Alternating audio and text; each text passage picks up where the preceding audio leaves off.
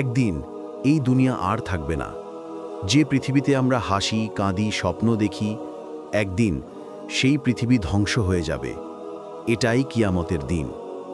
আল্লাহ তাআলা বলেন, যখন পৃথিবী কেঁপে উঠবে তার শেষ কম্পনে এবং মানুষ বলবে, এ কি হচ্ছে? সূরা আল জিলজাল আয়াত 1-2। আকাশ ছিঁড়ে যাবে, পাহাড় ভেঙে পড়বে ধুলার মতো, সমুদ্র উত্তাল হয়ে আগুন হয়ে উঠবে, মানুষ একে অপরকে চিনবে না, মা সন্তানকে ভুলে যাবে, সন্তান পালাবে মায়ের কাছ থেকে। সবাই এক প্রশ্নে কাঁপবে, আজ আমাদের পরিণতি কি? যারা নামাজ পড়েছিল, জাকাত দিয়েছিল, সত্য কথা বলেছিল, তারা শান্তিতে থাকবে, আল্লাহ তাদের মুখ উজ্জ্বল করবেন। আর যারা অন্যায় করেছে, মিথ্যা বলেছে, মানুষ ঠকিয়েছে, হারাম পথে চলেছে, তাদের মুখ কালো হয়ে যাবে।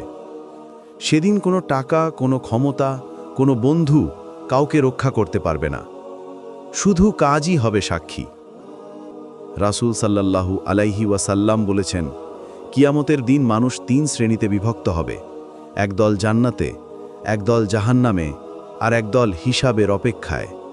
সহিহ মুসলিম। প্রিয় ভাই ও বোনেরা, দুনিয়ার জীবন ক্ষণস্থায়ী, কিন্তু পরকাল চিরস্থায়ী। আজই আল্লাহর দিকে ফিরে আসুন, কারণ যখন সেই দিন আসবে, ফিরে আসার কোনো সুযোগ থাকবে না।